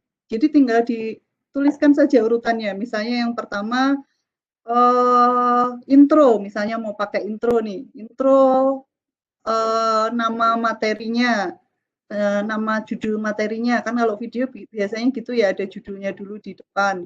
Kemudian bisa juga dikasih keterangan, apakah mau dikasih keterangan nama Bapak dan Ibu sebagai pembuatnya, atau asal sekolahnya. Jadi pembuka terlebih dahulu nih urutannya. Kemudian yang kedua baru masuk ke materi nih, materi 1 penjelasannya kayak gitu. Baru yang terakhir penutup, bisa kayak gitu. Atau Bapak dan Ibu bisa modifikasi nih. Yang pertama mau dikasih pertanyaan dulu nih, kayak pertanyaan atau pernyataan. Kayak contohnya, tahu nggak sih kamu tuh bisa belajar coding Java, konsep Java, konsep database misalnya dalam 5 menit. Kayak gitu kan, oh apa ya, lebih menarik perhatian gitu loh. Oh 5 menit ya, oke gua akan lihat apa kira-kira materi yang mau disampaikan gitu. Jadi bebas ya gimana Bapak dan Ibu nanti bikin alurnya, tapi kira-kira harapannya itu agar lebih menarik siswa Bapak dan Ibu untuk mempelajari materi tersebut. Kemudian visualisasinya di sini Bapak dan Ibu bisa menuliskannya, referensi visual yang akan ditampilkan dalam video. Misalnya screencast nih, Bapak dan Ibu bisa cari contoh-contoh video yang menggunakan screencast, kemudian Bapak dan Ibu bisa screen capture, dikopas saja di visualisasi, atau misalnya dijelaskan aja juga nggak apa-apa sih, misalnya penjelasan ini nanti akan dijelaskan melalui visualisasi menggunakan perekaman layar, atau visualisasi menggunakan motion graphic, atau visualisasi menggunakan animasi gitu. Atau yaitu bisa langsung aja Bapak dan Ibu cari contoh di YouTube yang nanti Bapak dan Ibu bikin video pembelajaran yang format atau stylenya mirip kayak di channel YouTube ini, tinggal di screenshot, dikopas ke kolom visualisasi, selesai. Gitu. Ini contohnya ya Bapak dan Ibu, kolom jabaran materi, sama isinya mata pelajaran apa, sasaran, mirip kayak GPIM, cuma tambahannya di sini ada format media. Jadi di GPIM kan belum ditentukan nih format media untuk video pembelajarannya itu mau format yang presence aktif, atau mau pakai screencast, atau mau pakai animasi, atau mau pakai talk show. Nah, di jabaran materi ini Bapak dan Ibu udah bisa nulisin di sini mau dipakai format medianya apa, kemudian bisa kira-kira durasinya. Jadi durasinya tadi diharapkan sekitar 6 sampai berapa tadi, 12 menit ya Bapak dan Ibu. Atau 5 sampai 12 menit. 5 menit nggak apa-apa juga sih sebenarnya. Tapi yang jelas dia video pembelajarannya itu menjelaskan dengan rinci tentang suatu materi gitu. Materinya yaitu nggak harus materi yang besar, Bapak dan Ibu bisa petakan terlebih dahulu, bikin peta konsep sampai materi yang paling kecilnya Bapak dan Ibu jelaskan dengan detail, tapi materi kecil aja nggak apa-apa juga gitu. Penulisnya sama, ditulis nama Bapak dan Ibu masing-masing, ini kolomnya, IPK-nya tinggal dikopas. Nah, materi pembelajarannya Bapak dan Ibu kumpulkan saja materi terkait semua materi terkait apa yang akan Bapak dan Ibu sampaikan secara detail, tinggal dikopas saja di sini. Kemudian alur sajiannya, nah itu tadi ditentukan apakah mau pakai pembuka, kemudian materi 1, materi 2, materi 3 penutup, atau langsung ke pertanyaan atau pernyataan gitu. Jadi bebas untuk alur sajiannya. Visualisasi tadi bisa dijelaskan, misalnya materi ini akan dijelaskan dengan menggunakan visualisasi, misalnya perekaman layar dan perekaman live action, atau langsung di screenshot saja referensi visualisasi yang akan Bapak dan Ibu buat. Nah, selanjutnya setelah selesai bikin GPIM dan JM, turun ke pembuatan naskah ya Bapak dan Ibu. Kenapa harus bikin naskah sih Bapak dan Ibu? Kenapa nggak langsung bikin media? Nah, kita pelajari dulu naskah itu sebenarnya apa. Naskah itu kan rancangan cerita atau pedoman untuk menentukan urutan kejadian atau materi yang saling berhubungan antara satu kejadian dengan kejadian lainnya. Jadi naskah ini dia menjelaskan rentetan kejadian ya. Jadi kaitannya sama alur sajian tadi ya Bapak. Kenapa sih perlu menulis naskah media? Gunanya itu sebenarnya menuntun dalam produksi media pembelajaran, bisa dalam penulisan teks atau materi, pengambilan gambar dan grafisnya, perekaman suara, sampai pembuatan animasi. Nah, kemudian siapa sih sebenarnya yang bakalan pakai naskah media ini? Bapak dan Ibu, saya mohon izin pause dulu ya karena azan. Kita istirahat terlebih dahulu.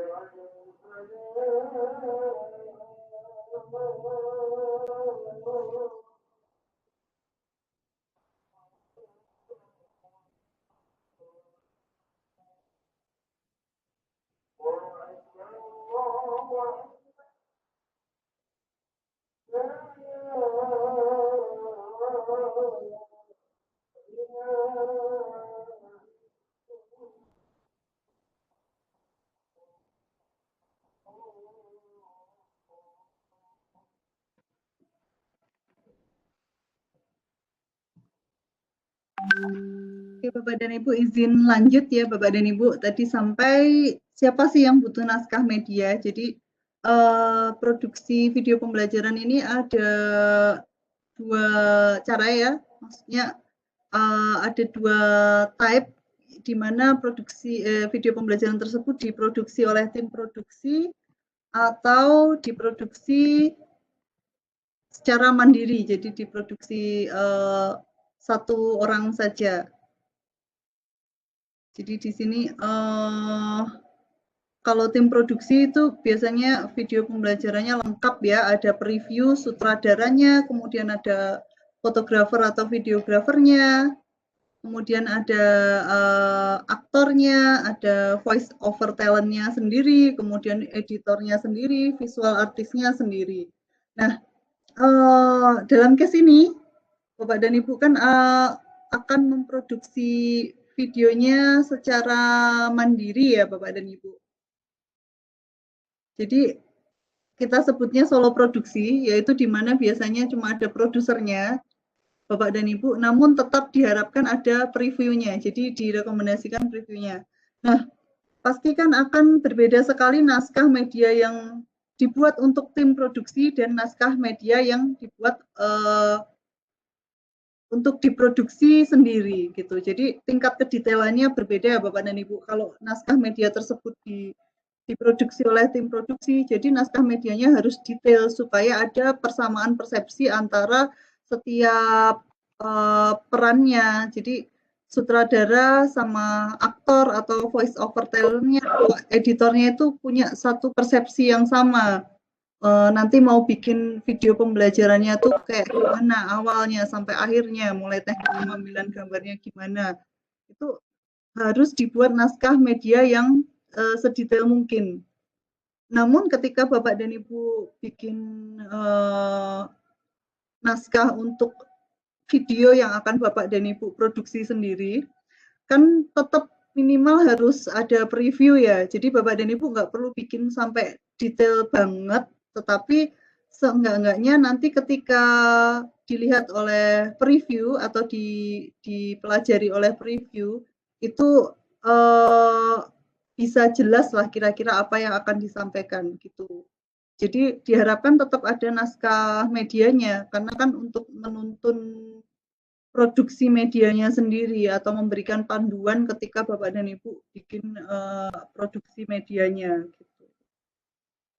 Nah, kemudian ini tahapan dalam penulisan naskah, ini biasanya ada penulisan sinopsisnya terlebih dahulu, kemudian ke treatment, dan yang terakhir naskah storyline. Nah, Untuk sinopsis ini saya rasa sudah jelas, jadi ini ringkasan cerita saja. Ini sinopsis ini harus ditulis langsung pada permasalahan, karena biasanya pembaca sinopsis ini kalau dalam hal ketika sebuah video pembelajaran diproduksi oleh tim, jadi ada produser atau script editornya itu biasanya cuma ingin tahu aja cerita sama dan masalah yang terkandung dalam cerita tersebut. Jadi sinopsis ini nggak terlalu panjang, singkat aja, biasanya cuma 2 atau 3 atau 4 kalimat gitu yang menjelaskan video pembelajaran ini sebenarnya jelasin apa sih gitu. Kemudian ini yang kedua ada istilah scene plot atau treatment, ini alur sajian media saja. Sebenarnya alur sajian tadi sudah dituliskan di jabaran materi ya, jadi tadi ada alur sajian, dituliskan aja misalnya pembuka, kemudian materi 1 nih menjelaskan terkait apa, materi 2 menjelaskan terkait apa, atau misalnya nggak ada pembuka, langsung materi 1, materi 2, materi 3. Jadi dituliskan aja alur garis besarnya di scene plot ini ya Bapak dan Ibu. Kemudian yang ketiga naskah storyline-nya sendiri. Nah, storyline ini salah satu bentuk naskah video berupa teks yang berisi deskripsi detail dari plot atau alur cerita dalam sebuah video.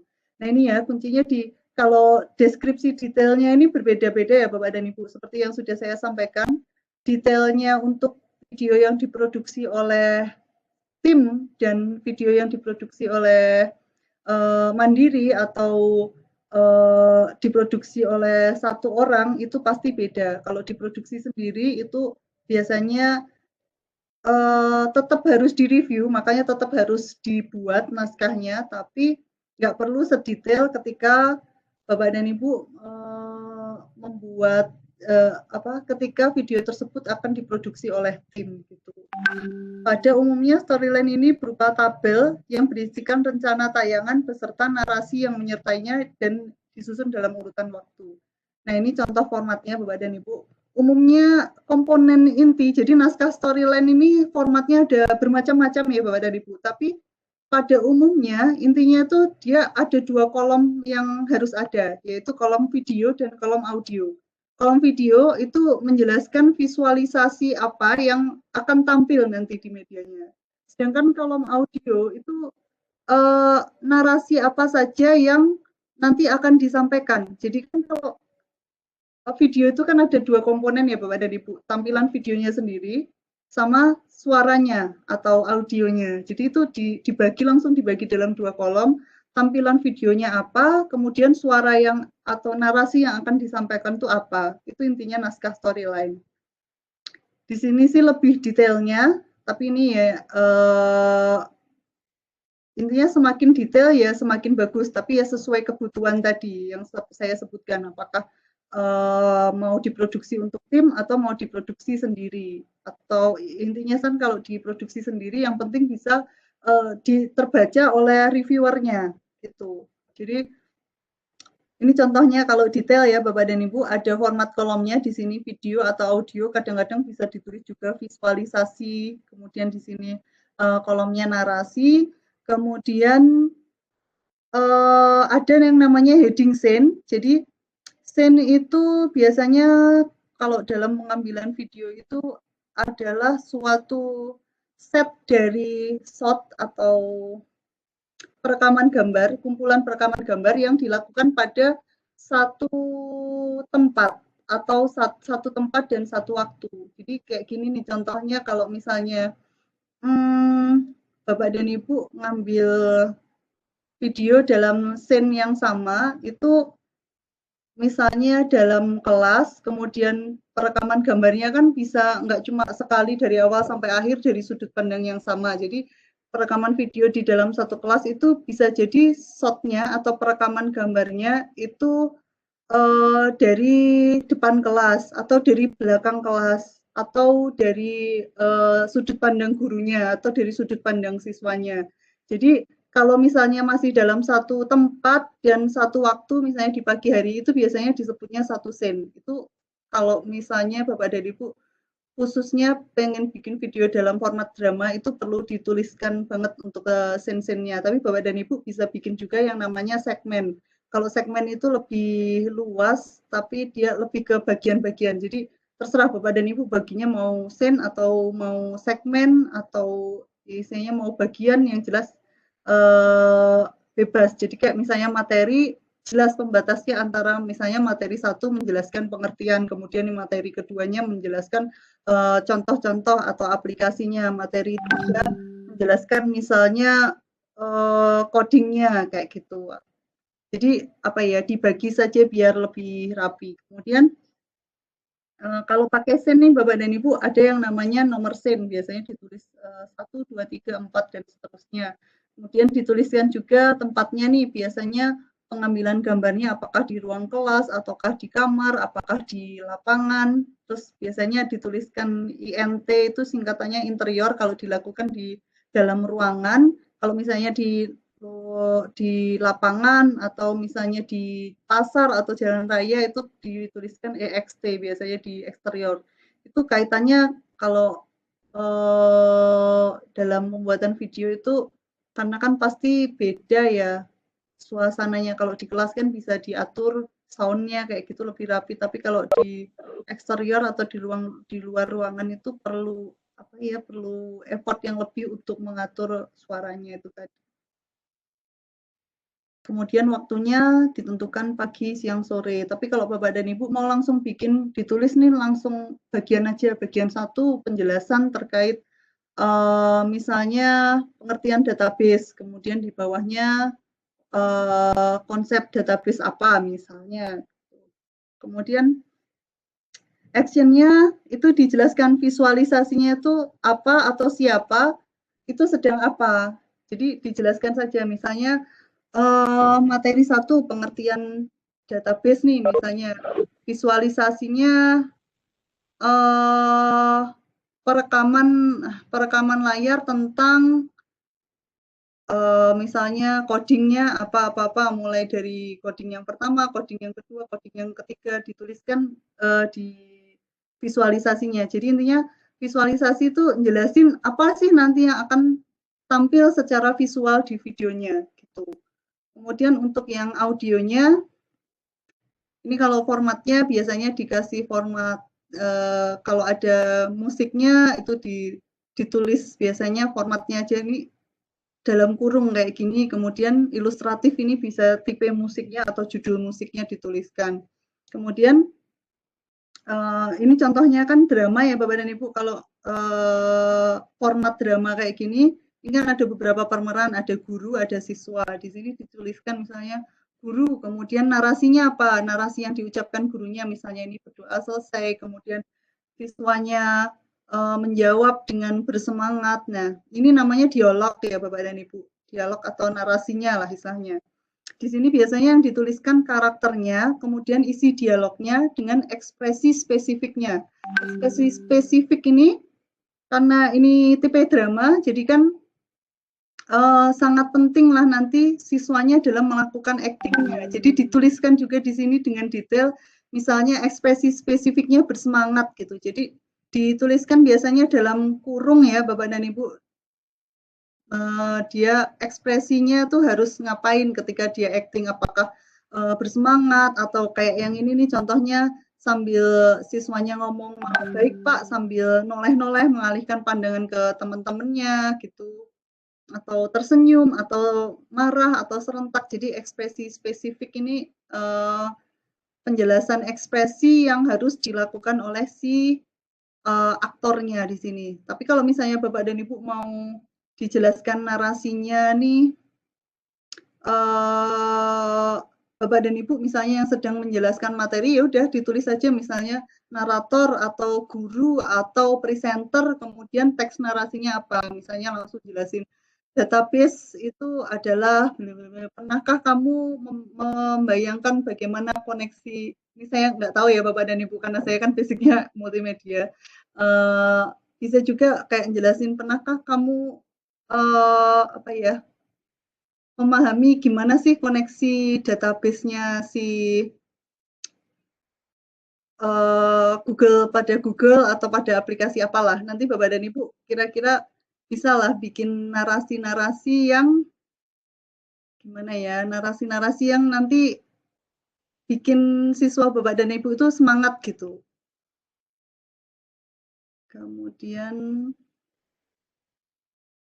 atau misalnya Bapak dan Ibu bisa juga mulai kayak gini nih sampai sekarang, sebenarnya kalau kita nyimpen di mana ya, di cloud itu mereka tuh database-nya itu sebesar apalah kira-kira mereka bisa menyimpan data sebesar apa, kayak gitu, pertanyaan-pertanyaan kayak gitu aja yang apa ya, memacu minat rasa ingin tahu dari peserta didik gitu.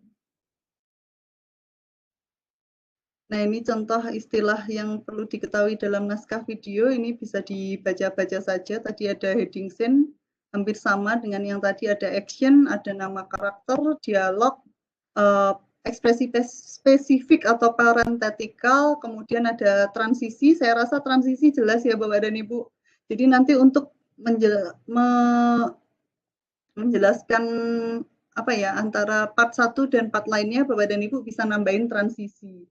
Kayak misalnya di PPT kan ini kelihatan nih kalau misalnya dari sini ke sini ini tanpa transisi ya Bapak dan Ibu, ini biasanya ditulis pakai cut to gitu, transisinya cut to, itu maksudnya nggak ada transisi, tapi dari vertikal ke transisi ke slide transisi ini kan kayak ada kaburnya. Nah ini pakai jenis transisi misalnya di solve to gitu, jadi tinggal dituliskan aja transisinya. Ini contoh storyline ya Bapak dan Ibu. Ini videonya bisa dilihat Bapak dan Ibu. Ini contoh storyline yang cukup lumayan detail. Videonya tadi ada di link yang animasi yang penjelasan kalau nggak salah garis lintang dan garis bujur. Jadi identitas naskahnya nih, judulnya apa, kemudian mapelnya apa, sasaran tinggal diisi kayak gini aja, siswa durasinya berapa, indikatornya. Nah, siswa memahami konsep ruang lokasi astronomis Indonesia. Jadi setelah nonton tayangan atau video terkait ini, siswa tuh diharapkan bisa paham konsep ruang lokasi astronomisnya Indonesia. Nah, ini penulisnya kan dari Kemendikbud ini videonya, kemudian pemainnya cuma ada narator di sini, kemudian sinopsisnya. Jadi video pembelajaran ini menerangkan tentang konsep ruang letak astronomi Indonesia. Video ini diawali dengan penjelasan terkait tentang garis lintang dan garis bujur, dilanjutkan dengan penjelasan garis koordinat dan gambaran letak astronomis Indonesia. Jadi sinopsis simpel aja ya, video ini jelasin apa intinya gitu. Kemudian ini pembagian-bagiannya dalam segmen, cuma ditulis saja pengertian dan gambaran garis lintang, yang pertama jelasin itu. Kemudian segmen kedua, bagian kedua jelasin pengertian dan gambaran garis bujur. Segmen ketiga jelasin tentang garis koordinat dan gambaran letak astronomi Indonesia gitu. Ini ya Bapak dan Ibu, jadi kalau yang di sini cukup lumayan detail ya storyline-nya. Jadi setiap narasi yang disampaikan oleh narator ini ditulis di sini. Jadi pakai tanda kutip, mulai musiknya pakai apa, kemudian kalau nggak pakai musik ya nggak apa-apa sih, sesuai selera Bapak dan Ibu, enaknya pakai musik atau enggak. Tapi kalau biar menarik mungkin di intronya dikasih musik sebentar gitu kali. Kemudian di sini kan dijelasin nih untuk deskripsi visualnya. Jadi animasi visual 3 dimensi bumi yang sedang berotasi. Terus appear, maksudnya muncul tiba-tiba garis visualisasi garis lintang pada bumi. Kemudian muncul, jadi ketika sambil narasi ini disampaikan, itu muncul visualisasinya, muncul garis lintang, kemudian muncul teks informasi penunjuk garis lintang gitu ya. Jadi ini contoh storyline yang cukup detail ya Bapak dan Ibu. Jadi Bapak dan Ibu bisa mengadaptasi ini kalau mau bikin yang detail tuh lebih bagus, jadi intinya lebih detail, lebih bagus karena nanti reviewernya juga bakalan lebih jelas atau lebih paham. Tapi kalau Bapak dan Ibu mau bikin nanti aku narasinya ini aja deh, apa namanya, langsung aja. Jadi nggak perlu kutulis plek kayak gini, karena kalau misalnya ditulis sesuai teks banget nanti malah nggak natural nyampeinnya, ya nggak apa-apa Bapak dan Ibu tulis aja di narator garis besarnya gitu, yang disampaikan narator lebih ke garis besar materinya aja gitu. Kemudian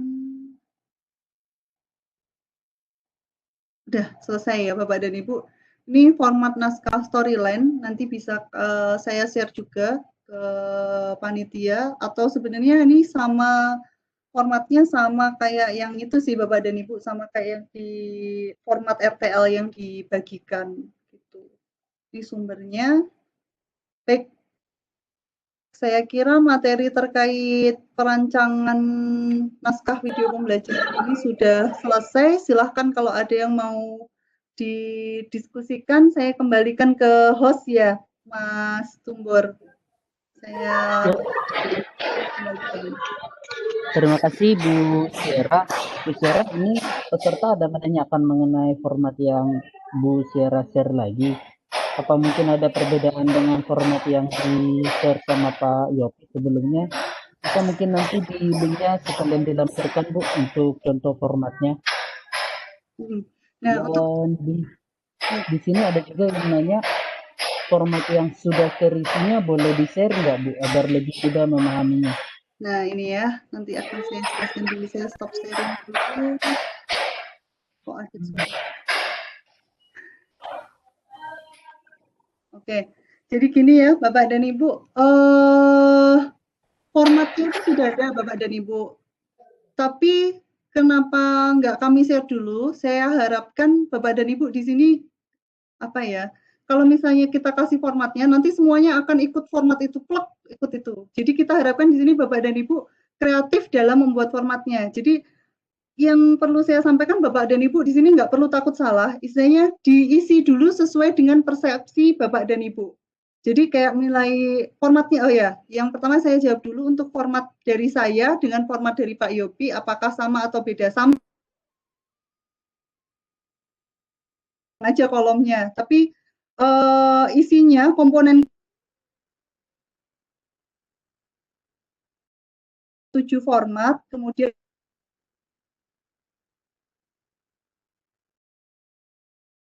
RPP, dari RPP kemudian turun GBIM, JM, kemudian ada naskah storyline. Jadi ini sama, cuma yang saya sampaikan ini lebih fokus ke pengisian untuk yang GBIM, JM, dan kemudian naskah storyline-nya. Baru yang terakhir kan kalau nggak salah format penilaian. Tapi intinya di GBIM, JM, dan storyline ini sesuai dengan penjelasan, kalau contohnya yang detail di sini kan ada contohnya tadi yang saya sampaikan, pengisian storyline-nya ya Bapak dan Ibu. Storyline-nya kira-kira seperti itu.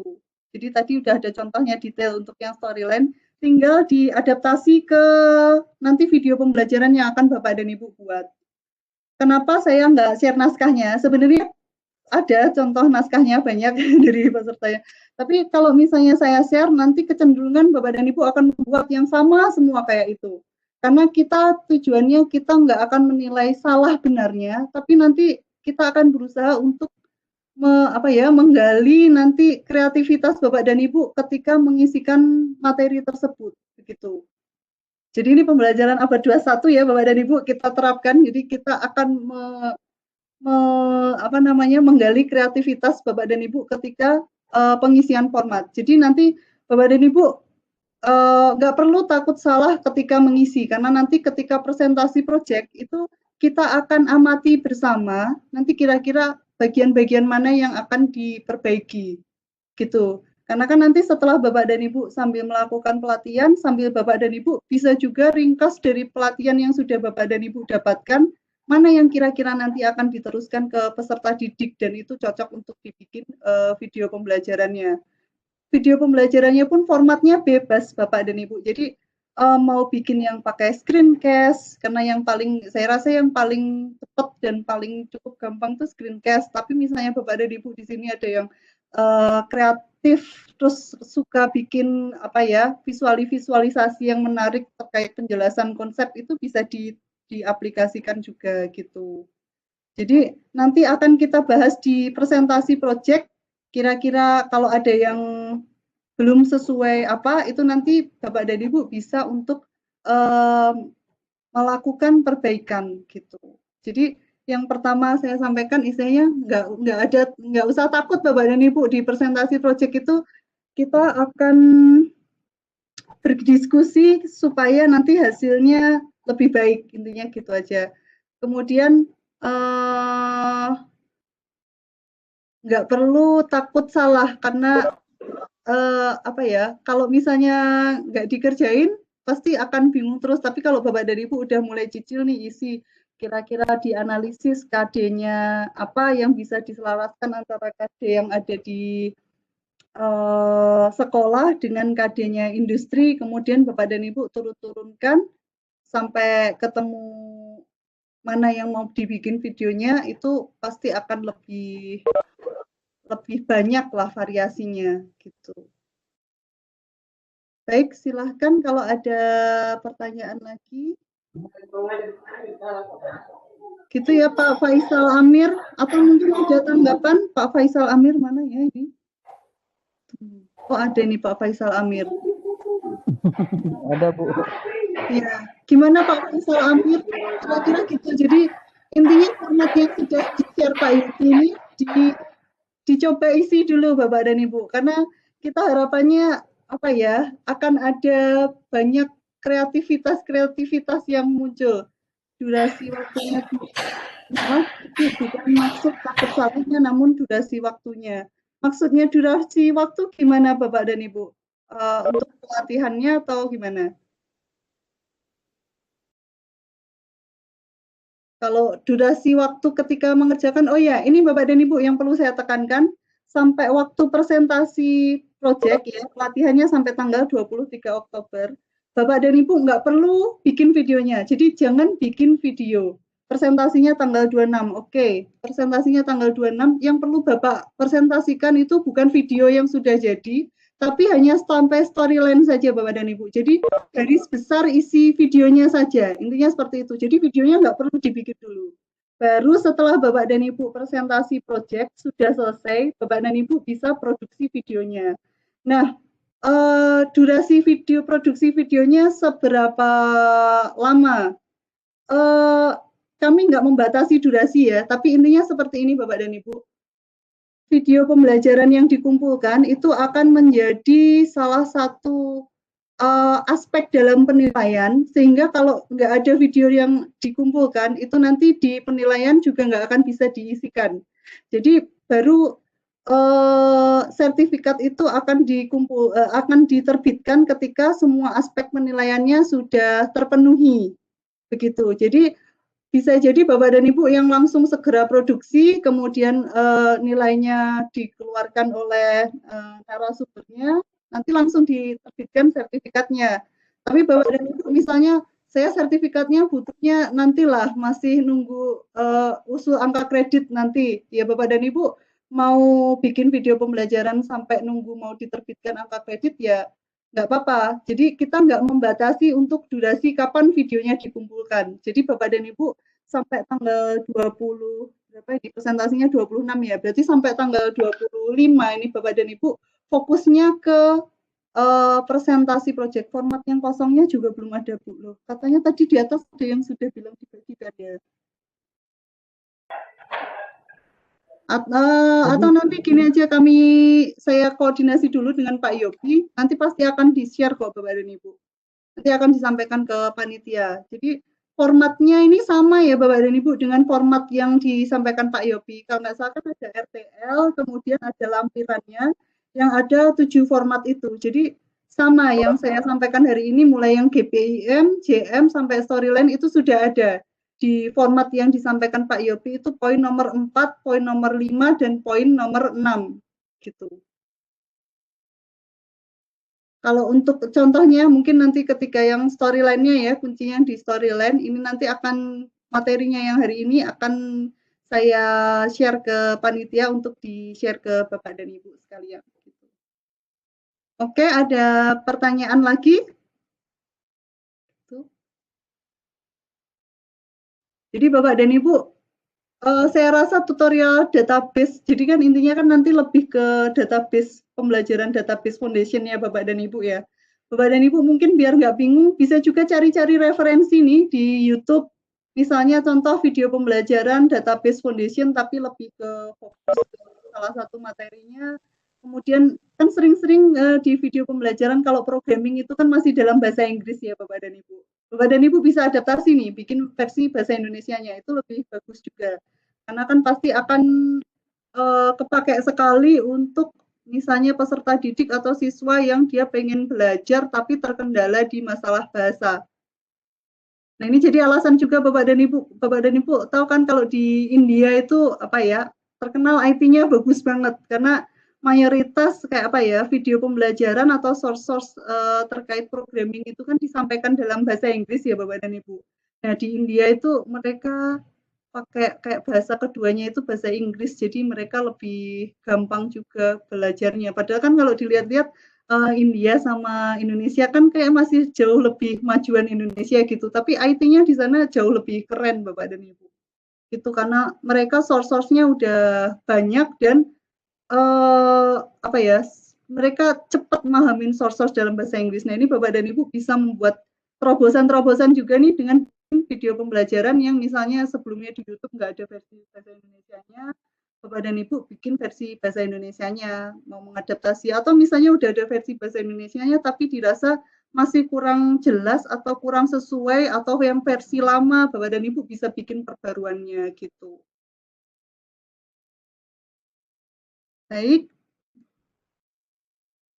masih ada lagi yang perlu kita diskusikan pada materi media pembelajaran lagi yang